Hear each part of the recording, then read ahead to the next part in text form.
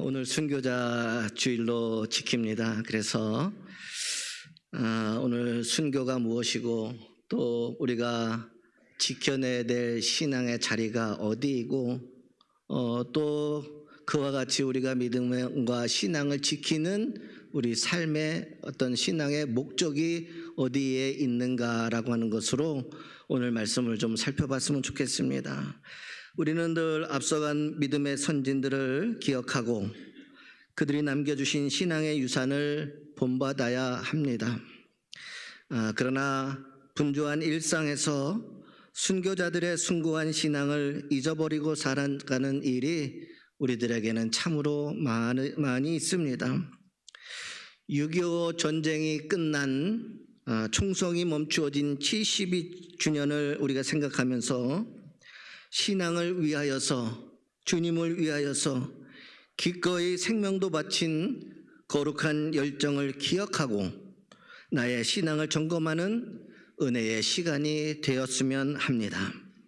오늘 먼저 기독교에서 이야기하는 순교라고 하는 것이 과연 무엇인가라고 하는 것을 말씀드리려고 합니다.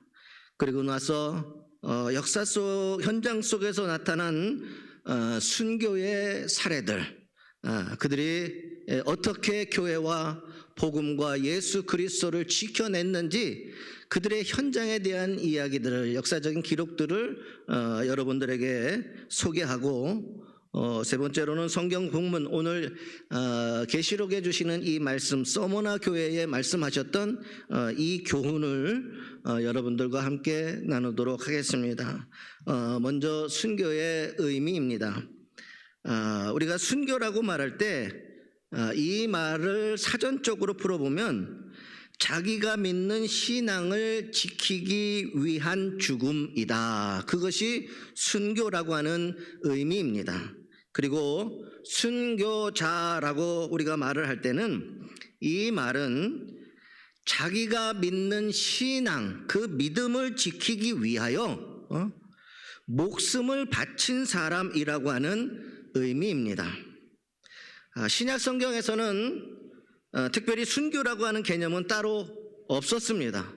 이제 신약 성경을 번역하면서 많은 독자들이, 성경을 읽는 독자들이 이것에 대해서, 이 말씀에 대해서 잘 이해할 수 있도록 번역을 하면서 이 말씀이 이제 변화되었다라고 하는 사실입니다. 그래서 신약 성경에서는 순교라고 하는 개념이 따로 없어요.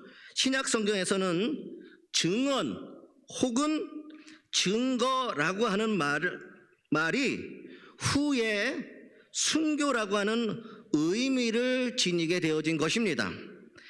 또 헬라어 마르투스라고 하는, 흔히 우리가 순교자로 번역하지만 본래의 성경의 의미는 증인이라고 하는 의미였어요. 그러니까 순교자의 본래 의미는 증인, 그리스도의 증인이 바로 순교자라고 오늘날 표현이 되어진다라고 하는 것입니다.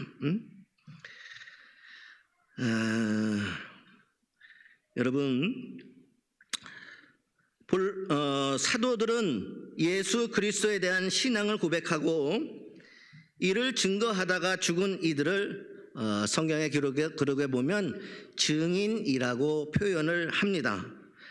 정리해서 말씀을 드린다면 증거라고 하는 말이 순교라는 의미로 사용되어지고 증거가 곧 순교라고 하는 의미가 된 것입니다.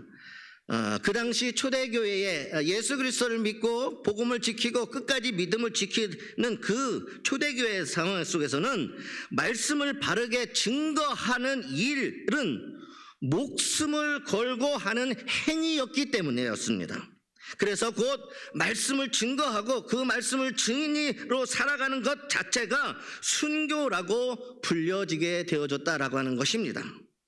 그래서 요한계시록 2장 13절에 보면 믿음을 버리지 않고 죽임을 당한 안디바를 이렇게 표현합니다. 나의 신실한 증인이라고 말하고 있습니다. 나의 신실한 순교자가 아니라 나의 신실한 증인, 그리스도의 증인이었다라고 말하고 있다라는 것이죠. 신실한 증인이 바로 순교자라고 하는 것입니다. 말씀에 보면 이렇습니다. 내가 어디에 사는지를 내가 아노니 거기는 사탄의 권자가 있는 데라. 내가 내 이름을 굳게 잡아서 내 충성된 증인 안디바가 너희 가운데 곧 사탄이 사는 곳에서 죽임을 당할 때에도 나를 믿는 믿음을 저버리지 아니하였도다. 나를 믿는 믿음을 저버리지 아니한 것이 곧 내 충성된 증인이었다라는 거예요.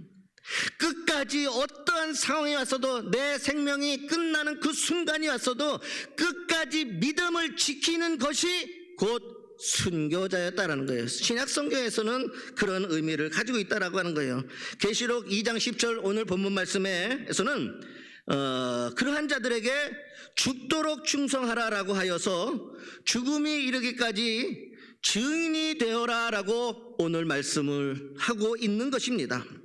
그래서 초대교회 때부터 피 흘리기까지 복음을 증거한 이들을 순교자라고 불러왔고, 이들이야말로 그리스도의 제자로서 그리스도를 본받는 자들로서 간주되어졌던 것입니다. 역사적인 사례에 보면 초기 기독교의 순교자들, 초기 기독교의 순교자들을 쭉 해서 역사적으로 기록한 사실들을 제가 이제 한 주간 동안 찾아보니까 이 용지로 10장이 넘어요. 그래서 그분들을 다 소개하다 보면 다음 날까지 설교할 것 같아서 오늘 핵심적인 부분들만 몇 분들의 그렇게 그분들이 어떻게 순교했는지, 그 순교의 자리가 어떤 것이었는지에 대해서 여러분들에게 말씀을 드리도록 하겠습니다. 초기 기독교의 순교자들을 통해 이들이 어떻게 복음을 또 교회를 믿음을 지켜냈는지를 오늘 말하고 싶습니다. 기독교 역사는 순교의 역사라 할 만큼 끊임없이 순교로 이어진 역사였습니다. 사도행전 7장에서 시작되어지는 스데반의 순교에서 시작해 기독교가 전파되는 곳마다 순교의 피가 흘려졌고, 그 피가 결국 오늘의 교회를 지켜온 든든한 믿음의 반석, 믿음의 기초가 되어졌다라고 하는 것입니다. 이게 역사적인 사실들인 거죠. 그래서 2세기 당시 교회 지도자였던 터툴리안이라고 하는 분은 순교자의 피가 교회의 성장의 씨앗이라고 말했습니다. 그는 더 나아가 이렇게 고백을 합니다. 순교자의 피는 실로 교회의 기초이다. 죽음으로써 우리는 이긴다. 우리가 목숨을 버리는 순간 우리는 승리하면서 앞으로 나아가게 된다라고 말을 했던 것입니다. 여러분, 그 당시 초대교회 당시 박해의 현실이 어떠했냐면, 역사적인 기록에 보면 156년 로마 제국의 15대 황제인 안토니우스 피우스 황제 시대에 오늘 본문에 나온 이 서머나에서 있었던 열흘간의 그리스도인들을 향한 박해는 너무나도 극악무도하고 참혹했다라고 기록되어져 있습니다. 이 서머나 교회에 오늘 본문에 나오는 열흘 동안 이 박해가 156년 로마 제국 그 황제에 의해서 이 서머나에서 있었던 그러한 일들인 것이에요. 그것이 기록되어져 있는 것입니다. 너무너무 참혹했어요. 채찍으로 기록해 보면 온몸이 다 찢겼고, 창자가 밖으로 터져나오고, 세워놓은 창 끝에 세웠고 눕혀놓고, 고문 끝에 사나운 진성의 밥으로 던져지고 죽고 불에 타 죽었다라고 기록하고 있는 것입니다. 여러분, 신약 성경 이후의 역사가 유세비우스의 책에 보면 우리가 잘 알고 있는 안디옥이라고 하는 그 안디옥 지역에서, 안디옥 교회가 세워진 이 교회 지역에서 로마누스라고 하는 청년이 체포되어집니다. 신문관이 곧 화형을 당하게 될 것이라고 그에게 말했을 때 그는 오히려 두려워하기보다는 기쁨으로 죽음을 받아들이고, 그를 나무에 묶고 주변에 나무를 단을 쌓아두었을 때 이제 나를 태울 불은 어디 있느냐라고 했을 만큼 그는 당당하게 순교의 자리로, 증인의 자리로 나아갔습니다. 그는 고문을 당하여서 혀가 잘리기도 했으나 끝까지 인내하고 순교자의 길을 갔습니다. 그 당시의 기록을 보니까 죽음의 공포와 두려움으로 자신의 신앙을 포기하는 이들도 있었으나 많은 그리스도인들이 갖은 고문과 박해에도 자신의 신앙을 저버리지 않았고 자발적 순교자들은 늘어만 갔다. 사나운 짐승의 밥이 되어 이 불의한 세대에 저항하며 자유하리라. 이토록 거룩하게 순교하는 한 청년의 영광스러운 죽음을 본 군중들은 그의 경건한 믿음과 순교자의 용기에 놀라기 시작하였다라고 기록하고 있었던 것입니다. 초기 기독교의 이그나티우스 117년 10월 17일에 이제 이 서머나 교회에 있었던 이 여러 가지 일과 함께 117년 10월 17일 로마에서 맹수에게 잡혀먹는 형별인 맹수형으로 선교했습니다. 여러분, 신학자이자 감독이었던 폴리캅이라고 하는 인물이 있어요. 이 폴리캅이라고 하는 사람은 사도 요한의 제자였어요. 사도 요한이 안디옥 교회에서 복음을 선포할 때 안디옥 출신이었는데 그곳에서 예수님을 받아들이고 사도 요한의 제자가 되어지고 이 폴리캅은 결국에는 이 서머나 교회, 오늘 말씀에 나오는 이 서머나 교회의 교부인 감독, 이 서머나 전체 지역의 감독이 되어집니다. 이 폴리캅이라고 하는 이 감독은요 155년 2월 24일 이 서머나 지역에서 화형을 당합니다. 그때 폴리캅의 감독의 나이는 86세였어요. 서머나에서 많은 사람들에게 존경받던 지도자였던 이 폴리캅은 단 한 번만 그리스도를 부인한다면 그것을 근거로 석방해 주겠다라고 했을 때 그 집정관이었고 심판관이었던 총독이 단 한 번만 그리스도를 부인한다면 내가 그것을 근거로 해서 당신을 석방해 주겠다. 총독 역시 이 서머나에 있던 감독 폴리캅을 존경하고 있었다라고 하는 거예요. 그때 그는 이렇게 이야기합니다. 나는 86년간 주님을 섬겼으나 주님은 한 번도 나를 모른다고 한 일이 없는데 내가 어찌 내 주 그리스도를 부인할 수 있겠습니까? 라고 고백을 합니다. 86년 동안 살아오는 동안에 주님이 나를 한 번도 모른다고 한 적이 없는데 내가 어찌 내 주 그리스도를 부인하겠습니까? 이렇게 대답하면서 총독에 이제 석방을 거절합니다. 고령인데다가 인품이 훌륭하여서 총독도 그를 살려주고 싶어서 다시 한번 그에게 기회를 주고자 했어요. 다시 한번 생각해 보시라고. 그렇다면 당신이 화형을 당할 것인데 그때 당신이 당할 그 고통을 생각해 보라. 그 고통을 한번 생각해 보시라고. 한 번만, 제발 한 번만 예수 그리스도를 부인하면 내가 석방해 주겠다고. 그 고통을 생각해 보시라고 한 번 더 권유했으나 폴리캅은, 그 감독은 폴리캅의 순교록이 저하는 원 기록에 보면은 폴리캅은 이렇게 이야기했습니다. 하나님은 나에게 어떤 것도 틀린 것을 주신 일이 없다. 그런데 어떻게 내가 하나님이자 나의 구원자를 모독할 수 있단 말인가? 당신은 일순간 나를 태울 불로 나를 위협하고 있다. 나는 곧 다 없어지겠지. 하지만 당신은 악인들을 위해 영원히 타는 지옥불에 대하여 모르는구나. 육체의 아픔은 순간이지만 영혼의 아픔은 영원하다라고 하면서 흔들리지 않는 마음으로 화형대에 올라갔던 것입니다.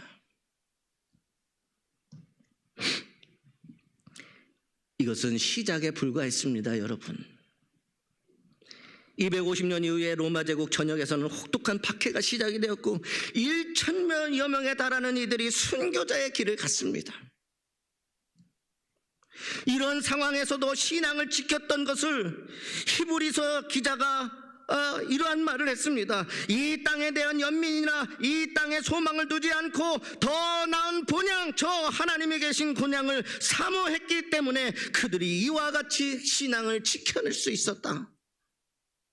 히브리서 11장 40절에 이는 하나님이 우리를 위하여 더 좋은 것을 예비하셨은즉 이렇게 고백을 했어요. 그들이 그와 같은 고통과 환난과 그 극심한 죽음의 공포 속에서도 끝까지 믿음을 지켜냈던 것은 우리를 위하여 더 좋은 것을 예비하신 그 하나님, 그 하나님을 믿는 믿음이었다라는 겁니다. 그 믿음을 그들은 지켜냈던 거예요. 생명을 걸고 자신들을 구원해 주신 예수 그리스도를 끝까지 믿음으로 지켜 주님께서 약속하신 영생의 면류관을 그들은 소망을 가졌어요. 이 영생의 면류관은요, 오늘날 우리가 생각하는 것과는 달라요. 그들은 목숨을 바쳐서라도 그 영생의 생명의 면류관을 지켜내기를 원했다는 거예요. 오늘 우리의 신앙의 자리를 이 순교자의 주일에 돌아봤으면 좋겠습니다. 과연 우리는 어떠한 것을 지켜내기 위해서 우리의 신앙의 자리를 지금 지켜내고 있습니까? 예수님을 만나서 잘 먹고 잘 살고 권세 얻고 뭔가 세상에서 떵떵거리면서 축복받고 사는 그 정도의 믿음과 그 정도의 신앙으로 머물러 있지는 않습니까? 이 땅에서 모든 것을 다 잃는다 할지라도 영원한 하나님의 나라에서 얻을 영생의 면류관을 위하여서 우리는 생명을 바칠 수 있는 그리스도의 증인으로 살아가고 있느냐 말입니다. 오늘 분명한 성경에서 이야기하는 복음이 제시해주는 우리의 그 그리스도인으로서 살아야 되는 분명한 삶의 자리가 어디인지를 여러분 깨달아지기를 주님의 이름으로 소망합니다.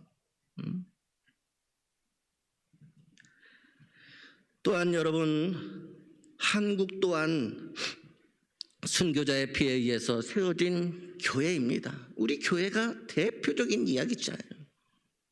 우리 오대 담임 목사님, 감리교 최초 순교 선교사로서 러시아에 있는 북동부 쪽에 있는 마가단이라는 곳에서 영하 40도에서 그 자리에서 순교하신 복음 배교하지 않고 끝까지 믿음을 지켜내기 위해서. 송정근 목사님 또한 마찬가지지 않습니까? 8대 담임 목사님, 공산주의, 사회주의, 신사참배 운동에 거부해 목사 자격증도 박탈당했을 뿐만 아니라 6.25 전날 납북돼서 그해 10월 공산당에서 순교당하셨던 분이 저희 교회 8대 담임 목사님이에요. 기독교가 한국에 소개된 이후에 복음 때문에 목숨을 버린 이들이 얼마나 될까? 우리가 정확한 숫자는 알 수 없지만 천주교를 제외하고 개신교의 경우 대체로 1만여 명 정도의 순교자를 보고 있습니다. 1만여 명의 순교의 피가 이 땅에 흘려졌다는 거예요.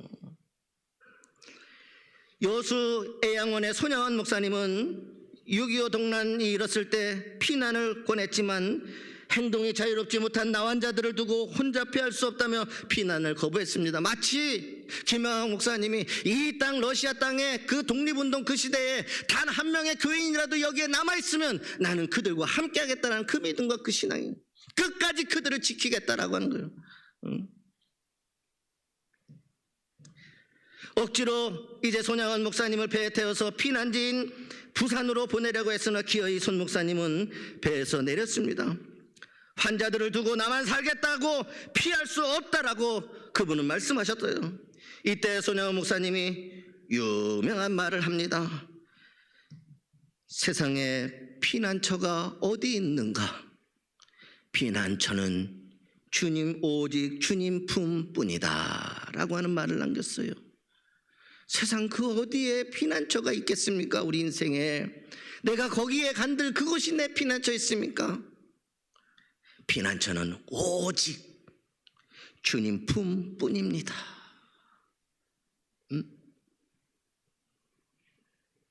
내가 전쟁터에 나아갔어도 전쟁터에 하나님이 살아계시면 그것은 나의 피난처가 되는 거예요.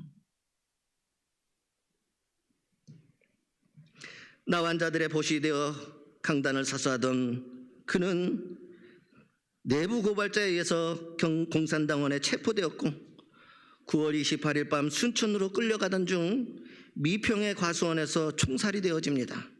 이때 이미 손양한 목사님은 턱뼈가 개머리판에 맞아서 으스러지고 다 부스러진 상태였습니다.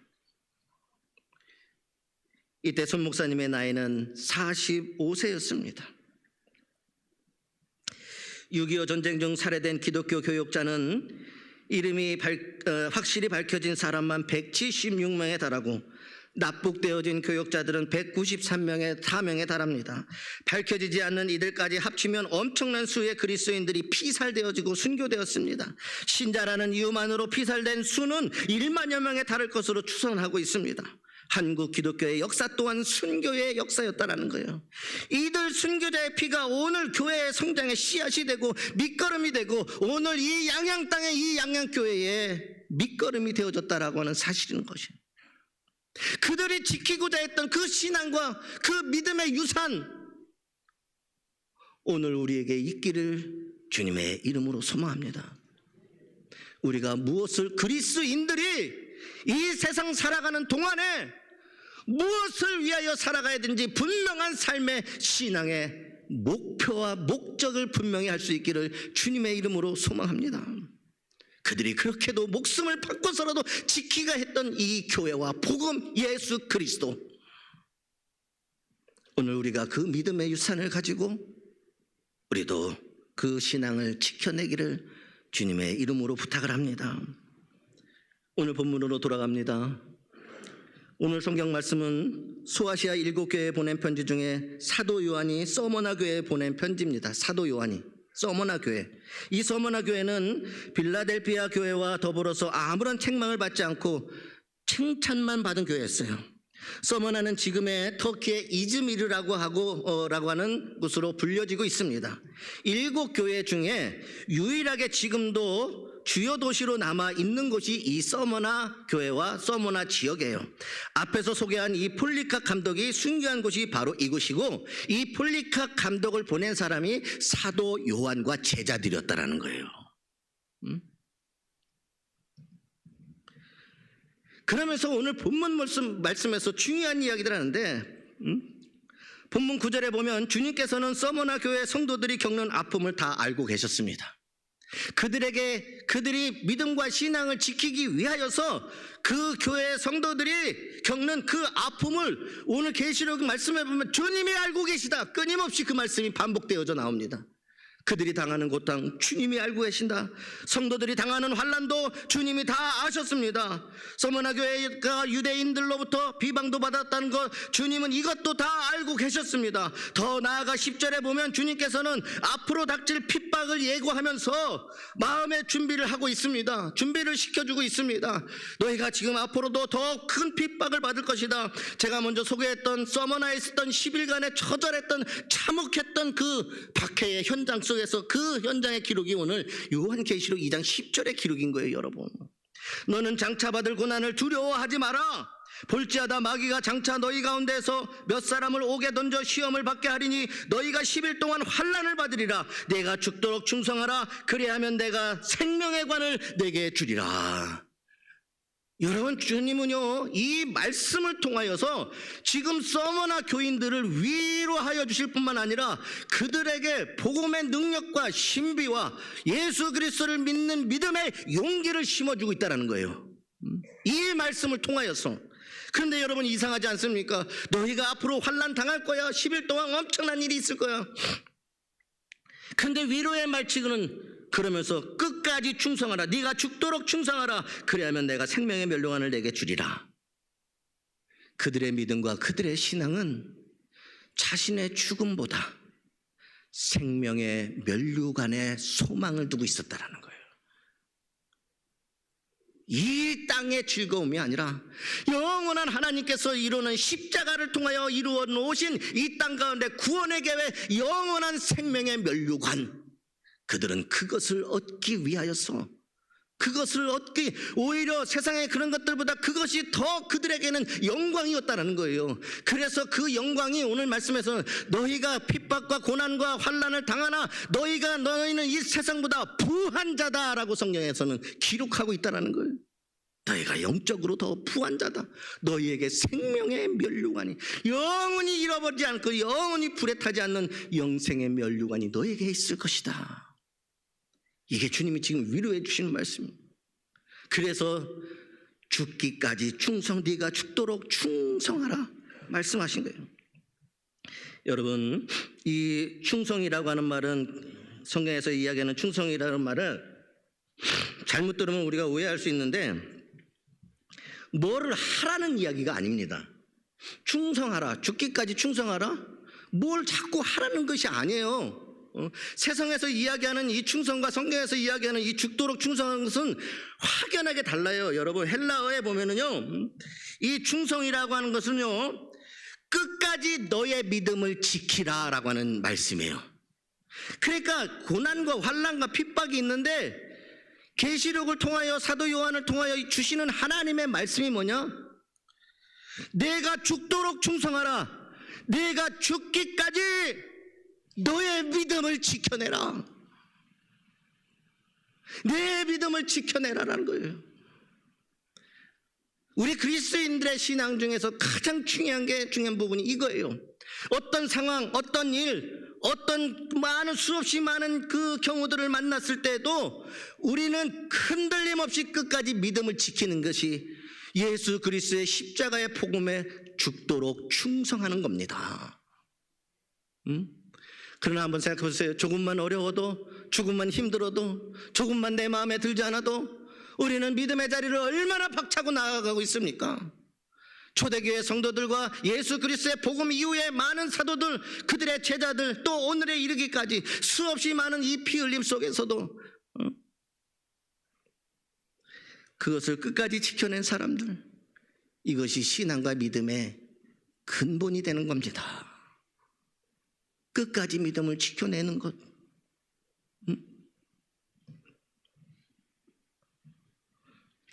여러분, 마태복음 10장 28절에 예수님이 중요한 말씀을 하셔요. 몸은 죽여도 능히 영혼을 죽이지 못하는 자들을 두려워하지 말고 오직 몸과 영혼을 능히 지옥에 멸하실 수 있는 이를 두려워하라. 이 말씀이 계시록에 가서 나오는 말씀 다 똑같습니다. 너는 장차 받을 고난을 두려워하지 마라. 영혼을 죽이지 못하는 자를, 몸은 죽여도 영혼을 죽이지 못하는 자를 두려워하지 마라.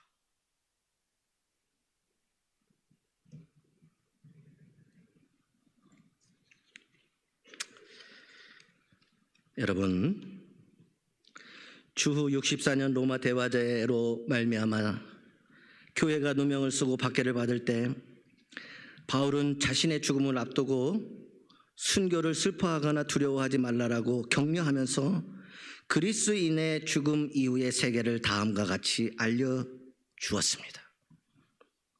성경 디모데후서 4장 6절에서 8절입니다.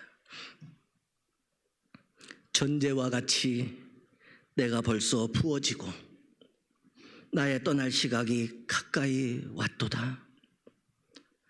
나는 선한 싸움을 싸우고 나의 달려갈 길을 마치고 믿음을 지켰으니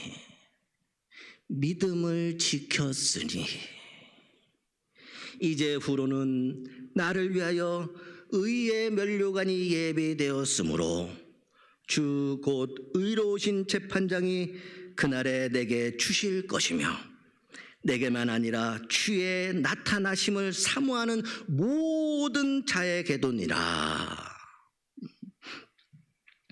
바울은 자신의 달려갈 길을 다 달리고 주님 앞에 갔습니다. 제자 디모데도 자신의 달려갈 길을 다 달리고 주님 앞으로 갔습니다. 성경을 읽는 모든 신실한 그리스도인들, 신약교회에 앞서간 성도들이 디모데후서를 읽고 말씀을 마음에 감직하며 살다가 주님 앞에 갔습니다. 끝까지 믿음을 지켰고 그렇게 달려가다가 주님 앞에 갔습니다. 초기 기독교의 역사에서 본 것처럼 한국 복음전래 초기와 일제강점기와 6.25 동란에서 공산당에게 순교한 성도들이 여러분 그들 또한 모두 진리의 말씀을 따라 살다가 주님 앞에 갔습니다. 이제 우리가 달려가야 될 차례입니다. 순교자들이 목숨을 바쳐 지켜낸 고결하고 위대한 그들의 신앙과 믿음을 이제는 우리가 이 땅에서 그와 같은 믿음으로 살아갈 수 있기를 주님의 이름으로 소망합니다. 이 세상의 소망보다 하나님이 이후로 주실, 하나님께서 내게 주실 생명의 면류관, 의의 면류관을 받기 위하여, 영원한 것을 위하여 끝까지 우리의 믿음을 지키는 것, 이것이 증인이고 이것이 순교자의 삶입니다. 오늘 이 시대는 피를 흘리는 순교를 바라는 것이 아닙니다. 오늘 우리가 살아가는 이 시대에 정말 순교가 무엇이고 증언이 무엇이겠습니까? 어떤 일이든지 어떤 상황이든지 어떤 문제 앞에서든지 우리가 끝까지 그들이 목숨 걸고 지켜난 믿음과 신앙, 그들이 그렇게도 원하고 소망하였던 영생의 면류관, 의의 면류관, 그것을 얻기 위해 지켰던 그 신앙은 끝까지 여러분의 믿음을 지켜내는 그것, 여러분의 삶의 자리가 오늘 그 자리래요. 주님은 우리 그리스도인들을 향하여서 분명하게 승천하시면서 하신 말씀도 땅 끝까지 이르러 내 복음의 증인이 되라. 그리스도인들의 사명이 뭔지 아십니까? 증인이 되는 거예요. 이미 증인이 됐습니다. 우리는 땅 끝까지 이르러 주님이 그토록 원하시는 생명을 살리는 그 일에 순교자들이 피를 흘려 지켜낸 이 교회 위에, 이 복음 위에 오늘 우리가 이제는 내가 달려가야 될 자리인 것입니다. 나의 달려갈 그 자리, 믿음의 선한 싸움들 잘 싸울 수 있기를 주님의 이름으로 소망합니다. 우리 영상을 보고 말씀을 마치도록 하겠습니다.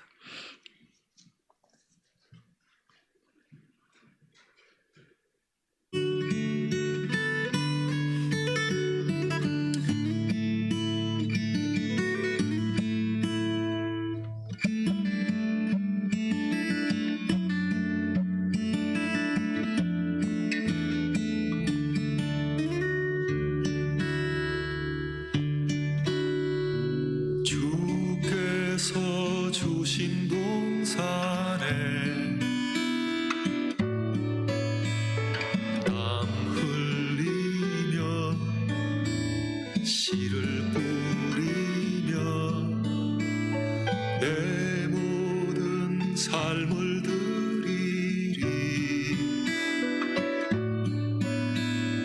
날 사랑하시는 우리 그리스도인들이 주님께 바치시는 가장 고귀한 신앙의 표현이거든요. 그래서 이제 2000년 역사 가운데서 이 육신을 가지고 살았던 그리스도인이 가장 고귀한 헌신의 표상이 바로 순교죠. 쇠잔해져도 내 모든 삶을 드리리. 내 사모하는 내 주님께 땀 끝에서 주님을 맞으리. 주께 드릴 열매 가득 안고